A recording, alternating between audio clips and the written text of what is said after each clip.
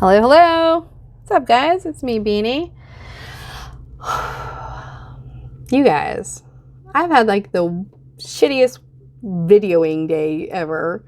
I did a video about some Denture products that I saw at Dollar Tree. Come to find out 30 minutes later, let me take these off first of all. Come to find out 30 minutes later, I had lipstick all over my teeth. And I didn't see it. Like, yes, I'm looking at the camera while I'm filming, but you guys, I can't see once I take off my glasses. So there I was. Not until I went to upload it did I see it. And I was going to leave it. And then I was like, no, even I can't stand looking at it. Now we're going to do an update video. Just kind of like a check-in. It's like a vlog. Okay. And this, I'm going to be doing a lot of just kind of talking and rambling.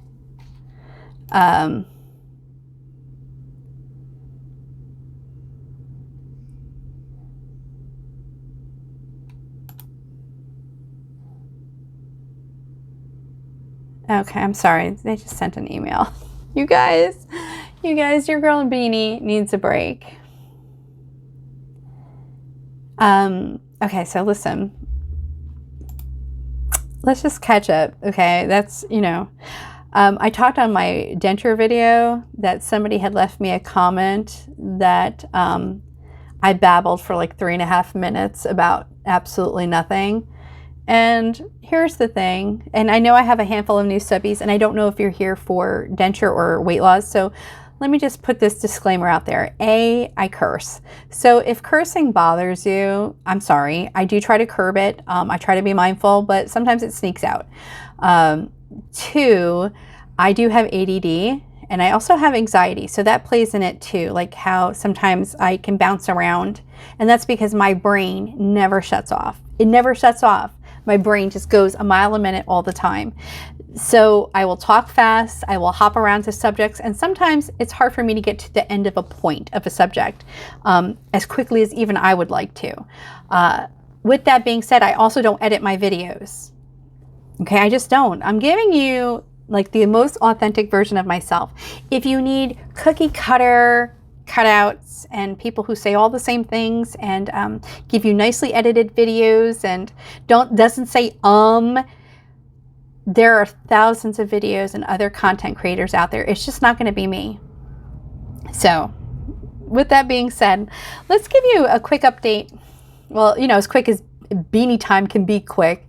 It's kind of like where I'm at. So 2 weeks ago when I gave a weight loss health update, I talked very openly about depression and anxiety, and I'm still dealing with it. I'm not as super deep as I was in the depression and anxiety, but it's still there. And sometimes it takes me a while to bring myself back out. And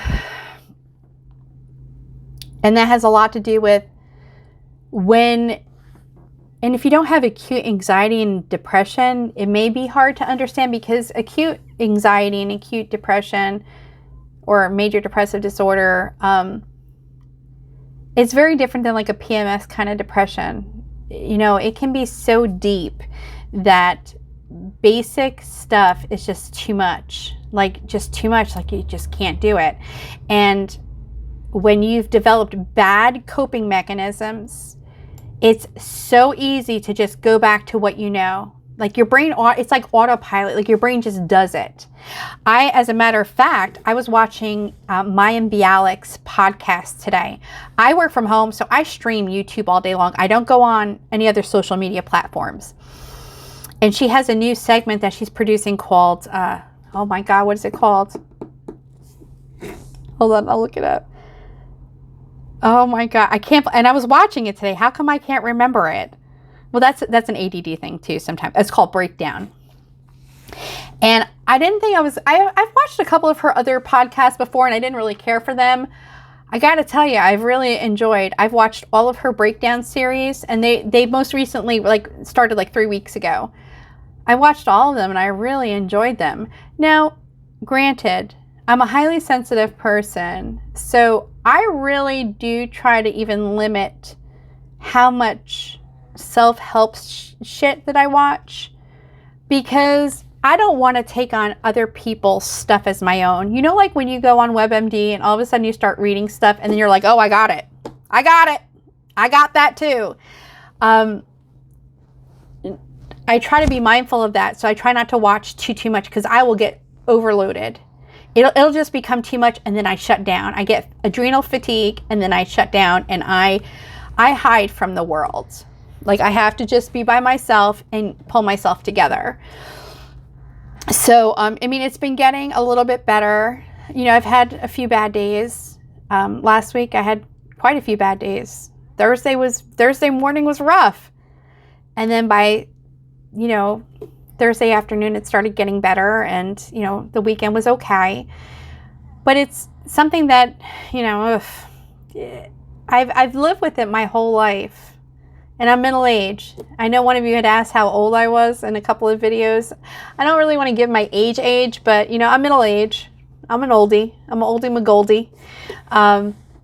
And some of these coping mechanisms I've been using for like 10 years. You know, like really like 10 years. And it's not because I don't know better. Of course I know better. I'm like hyper vigilant about picking myself apart all the time. It's just like when you get into that place and you're by yourself, it's hard to pull yourself out. And that's where therapy does come into play. If you can find yourself a good therapist, the right therapist for you. Not all of them are good, and not all of them are right. I was actually thinking about it this weekend that I watched a podcast from, what's that guy's name? His name is Michael Rosenbaum. I've never watched Smallville, but apparently he was an actor on Smallville. He had this podcast. I don't remember what the episode was about, but I ended up watching it, and they talked about a therapy called EMDF. I think it was EMDF. And basically, it has to do with like your retina, and I don't know. Look it up if you're interested in finding out about it. But I had never heard about this therapy before, and apparently they use it a lot for military, especially people with PTSD. And a lot of my early trauma is PTSD. Like, you know, it created PTSD. So I have a lot of PTSD. And I said, well, I'm going to find somebody who does it. I'm going to go to this person. I don't care. Listen, I'll try something. I'll try anything. You know, I'm always looking to make myself a better version of what I can possibly be. And it doesn't always work out for me, but, yeah, so I'm looking into that. I found a bunch of practitioners people that are certified in this EMDF, but I need to check with my insurance and see if any of them are covered with my insurance. And so like, even like a task like that, like knowing like, okay, I got to go onto the website for the insurance and you get all these people and then call these people. And when I'm in an anxious state or even a depressive state, that's too much. It's too much. I know I need to do it, or I know that I want to do it, but it's too much. And I'm sure a lot of you can understand what that's like, you know, when you get to that point of being overwhelmed. And I don't have all the answers. I mean, yes, I have survived my life. My entire life I've had anxiety as far back as I can remember. And if you guys are ever interested in hearing, you know, early childhood stories about anxiety, I could tell you. But I've had it my entire life. And like one of the things Maya Bialik was talking about in one of her podcasts that I listened to was, you know, that some of it is DNA and inherent, and then other parts is nature versus nurture. And like, I totally feel like I had the double whammy in that department because I did not luck out with the nurture.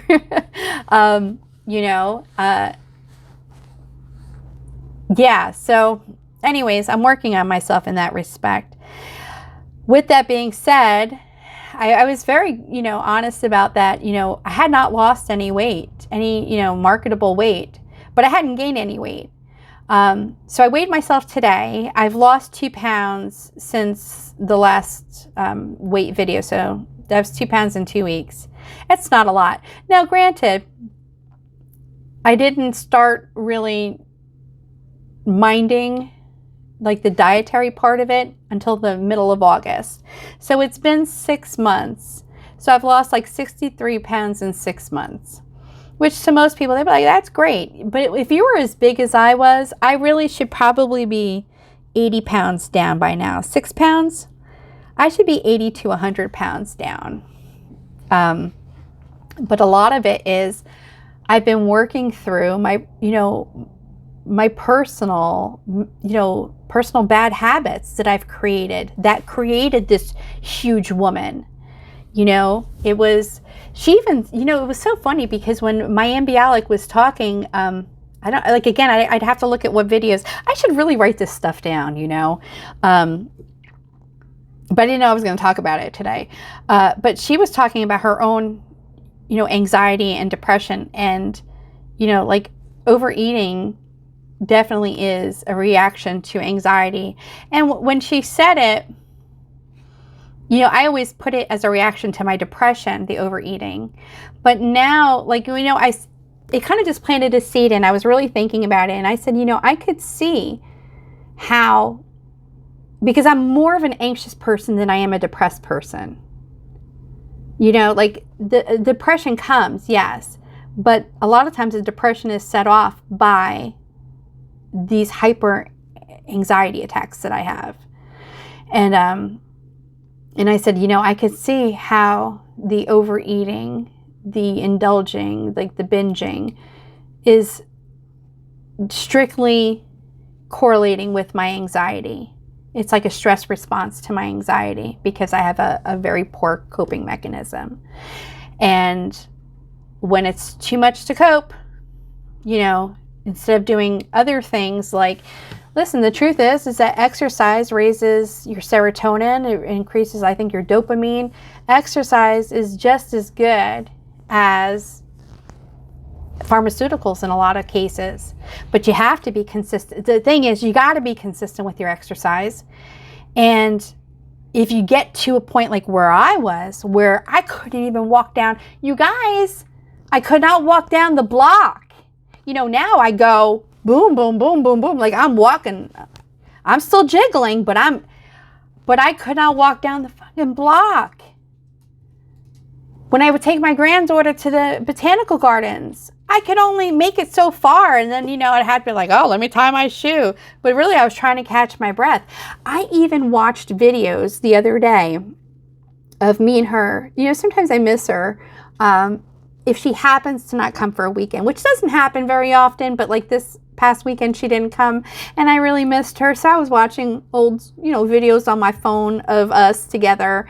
And, there was videos from over the summer, like I would say probably July. So that was before I started even, trying to condition myself. And you guys, I was breathing so heavy, just standing there. I was like,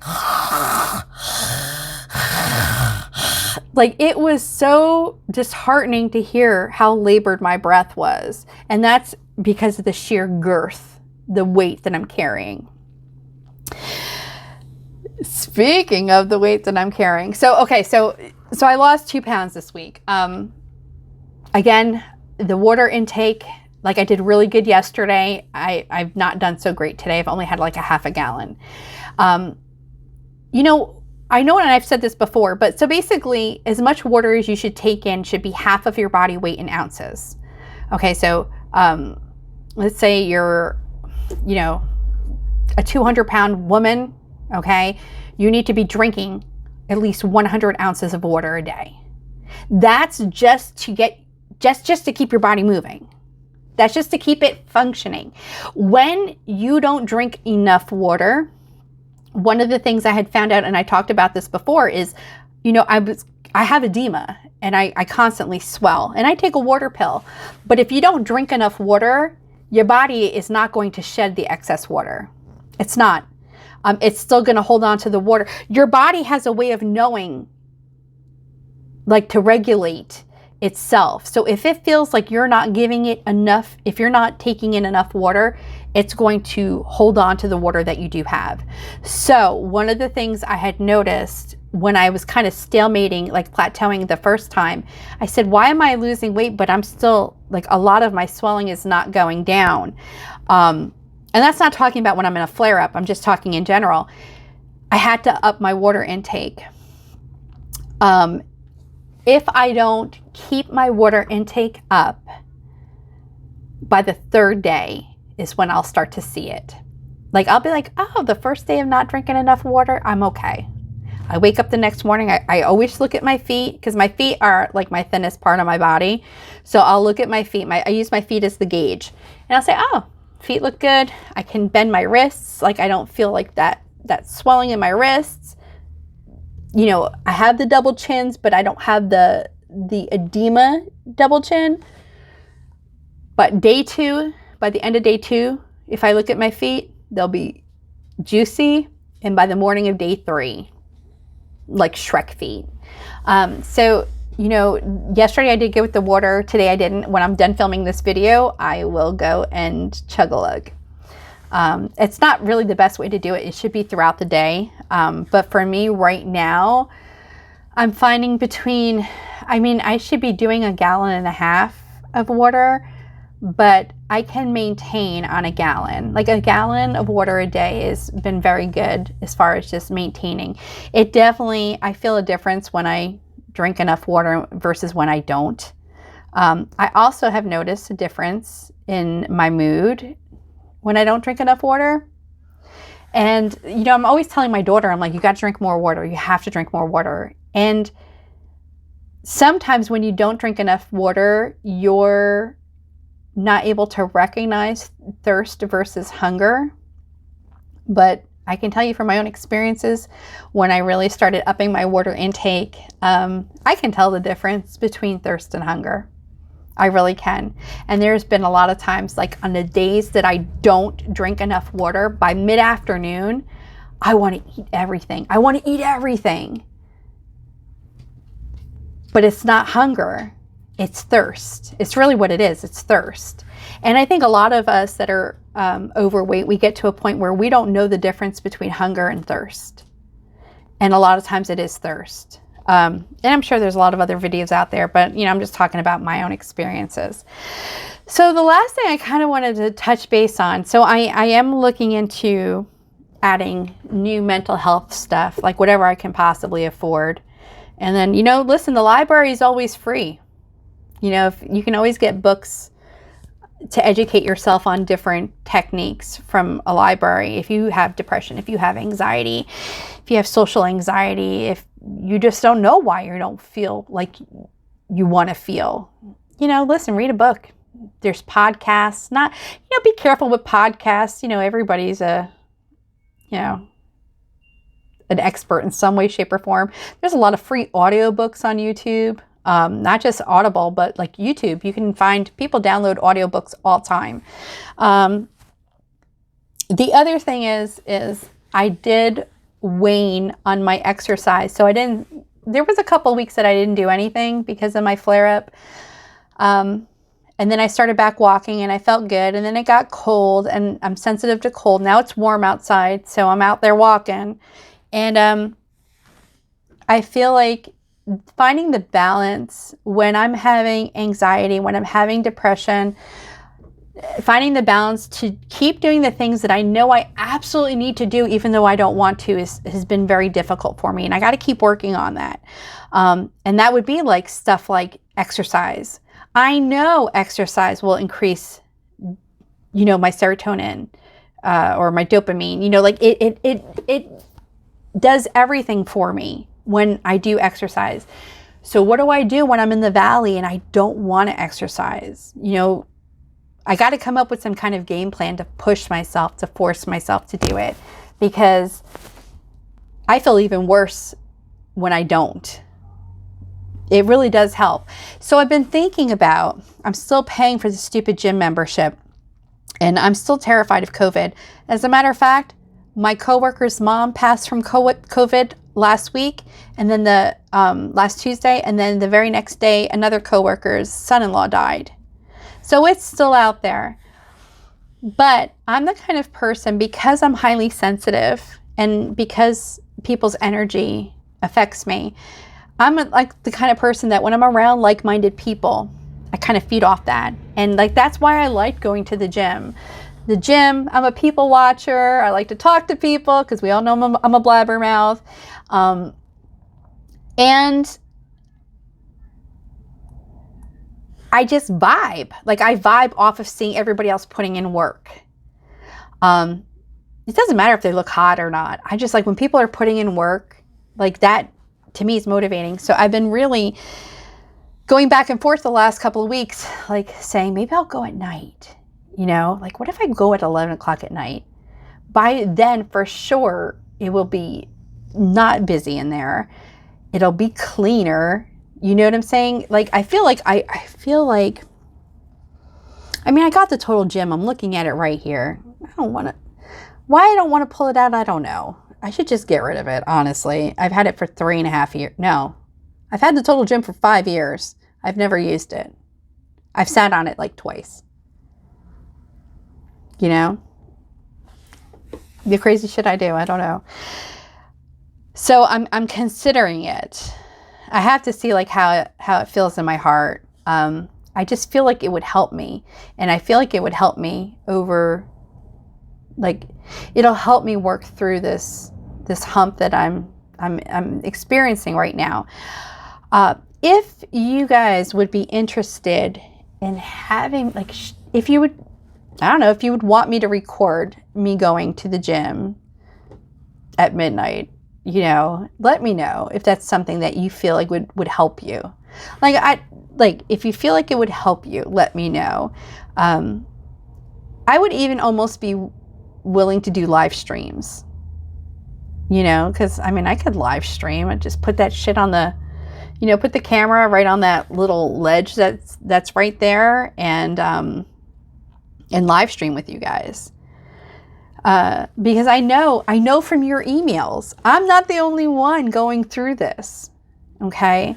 I think I told you guys when I went to the physical therapist, I could not believe the number of I'm going to say it, old people. Cause I'm on the fast track to Old Town. I'm middle age, but the number of senior citizens in physical therapy, and it could be prevented. You know, rolling their ankles, you know, hip issues, breaking their hips. And it's all because physical activity wanes. Well, when we don't move our muscles, they become hard, like take Laffy Taffy and put it in the freezer. That's what happens to your muscles when you don't use them. You know, not to just older people, but to everybody. But the number of older people, when I go to physical therapy, it's mind-blowing. It's the same thing like when I go to the pulmonologist. I hate going to the pulmonologist because I see so many people that are only maybe 10 or 15 years older than me with the nose, you know, the oxygen. And, you know, that's why my pulmonologist is always saying, listen, I know it's hard for you to breathe, but that's why I give you a rescue inhaler and you have your regular inhaler. You have to exercise in order to help increase your lung function. So if you guys would be interested in me taking you along to the gym, if you feel like it would help you, I'd probably do it. If you guys want me to take you when I go walking, I mean, I could do that too, but you guys know I'm already shitty with the camera. But, you know, I can do what I did before and like we'll stop and we'll talk or whatever. You know, I'm going through the struggle with or without you. You know what I'm saying? Like, I'm going. I have to do this. Like, I have to do this, you guys. And, but if I can help you while I'm doing my stuff, you know, shit, let me help. let me, you know, if I can be the springboard to help you getting your health and wellness in check, great. Listen, if you're not a fatty, oh, guys, you guys, I can't do it on this video because it's already 24 minutes, but I had a fat girl moment 2 days ago and I got to tell you guys about it. But if you're not a fatty, that's okay. How physically active are you? Are you doing everything to ensure that your body is going to take you through life? Like if you're an older person, what are you doing to make sure that your tendons, your muscles, your joints can support your body? So you don't get a rolled ankle, so you don't break a hip, so you don't break a knee. Because you know, as we get older, our dexterity starts to fail. So anyways, that's where I'm at. You know, I hope you guys are okay. I hope you're all doing well. And if you're not, you know, doing so well right now, I'm going to pray for you and, you know, wish you well.